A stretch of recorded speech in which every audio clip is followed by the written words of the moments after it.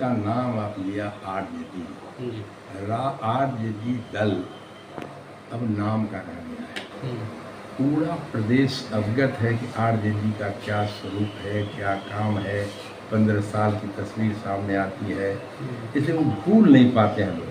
तो वो तो एक मन लगा रहे हैं अपना किसी तरह से, वो दल अब रहा ही नहीं। अभी आने वाले दिनों में एक तरफा बैटिंग होगा। एनडीए की तस्वीर एक तरफी दिखेगी आपको। जो इस दल में है, हमारे भारतीय जनता पार्टी है या जदयू है या अन्य दल हैं, हमारे चिराग जी का दल है या फिर मांझी जी का दल है या फिर पारस जी का दल है, ये सब मिलजुल करके जो तैयारी कर रहे हैं, आने वाले दिनों में अता पता नहीं रहेगा आरजेडी का। और आपको एनडीए में दिखेगा 25 के चुनाव। और इस प्रदेश के माननीय मुख्यमंत्री नीतीश कुमार जी ने तो टारगेट फिक्स कर दिया।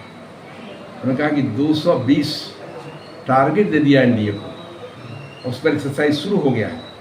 एनडीए के सभी दल लग गए हैं। तो ऐसी स्थिति में आरजेडी का मुद्दे विहीन है, कोई काम नहीं है। मुद्दा कुछ उठाने का प्रयास उन्होंने किया था लोकसभा के समय। क्या कहा था? आरक्षण का मुद्दा उठाने का प्रयास किया था। दूसरा याद होगा आपको, तो कहा था संविधान को खत्म कर देंगे मोदी जी, ये मुद्दा उठा था।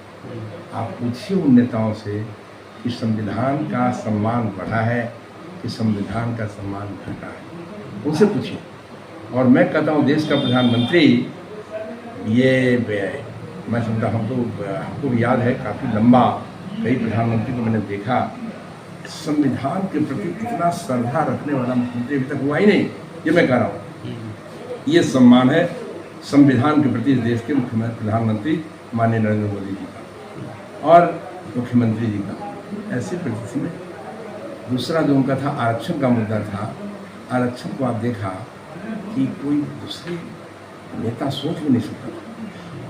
नरेंद्र मोदी का यह कलेजा 56 इंची का है। उन्होंने दिखाया, उन्होंने कहा कि जरूरतमंद लोगों को आरक्षण का हक है, आरक्षण देंगे। और कहा ही नहीं, कंप्लीट करने दीजिए, कहा ही नहीं, बल्कि मैं कहता हूं कि आज के दिन भी कहता हूं कि कोई दल का नेता नहीं है जो सवर्ण का नाम ले सकता है। नरेंद्र मोदी का वो 56 इंच का कलेजा दिखा दिया, कहा कि नहीं उसमें भी गरीब है, सवर्णों में भी कोई जूठा उठाता है, खेत में काम करता है, भूखों मर रहा है, उसको जरूरत है। 10% आरक्षण आरक्षित कर दिया और इस देश में सबों ने स्वीकारा, कहीं हर दल ने स्वीकारा, वेलकम किया, कोई मरमरी नहीं हुई। ये है नरेंद्र मोदी जी की तस्वीर, यह है नरेंद्र मोदी जी का काम, यह है नरेंद्र मोदी जी की जो अभी परिस्थितियाँ बनी है।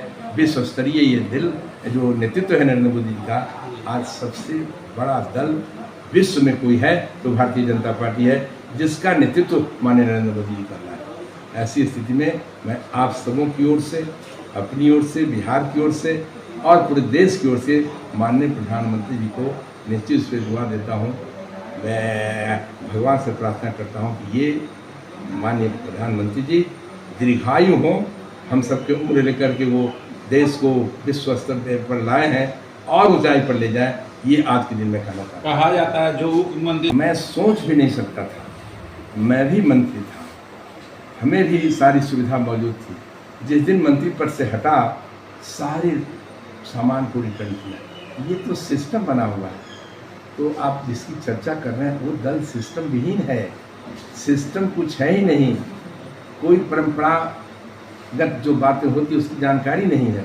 यदि उन्होंने किया है तो भगवान उन्हें मुबारक करे। हम उनको जो सामान ले गए होंगे, सचमुच में उनको मुबारक हो। सरकारी सामान लोगों ने कहा, हम घूम रहे थे, आज लोगों ने चर्चा किया जो आप कर रहे हैं, कैसे से राजनीति के नेतागण ले गए हैं उनको वहाँ से सामान उठा करके। ये मैं चर्चा नहीं, शर्मनाक, मैं इसको भर्त्सना करता हूँ।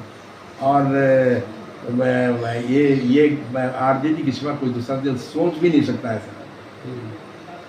हमारा दल तो बिल्कुल नहीं सोच सकता, भारतीय जनता पार्टी या एनडीए का कोई दल नहीं सोच सकता है। लेकिन आरजेडी को मुबारक हो, जो सामान ले गए हैं वो सामान ले जाने के लिए मैं उनको बधाई और शुभकामना देता हूँ। इसी ढंग के सामान के चक्कर में आप रहिए। आप तो ये देश को तो जिस रूप में ले गए, राज्य को जिस रूप में ले गए, आज भी चर्चित है कि क्या किया, जमीन लिया, नौकरी दिया, वो आज भी चल रहा है। तो ऐसी स्थिति में इनकी चर्चा मैं क्या करूँ? से आरजेडी की चर्चा करना हमें अच्छा नहीं लगता।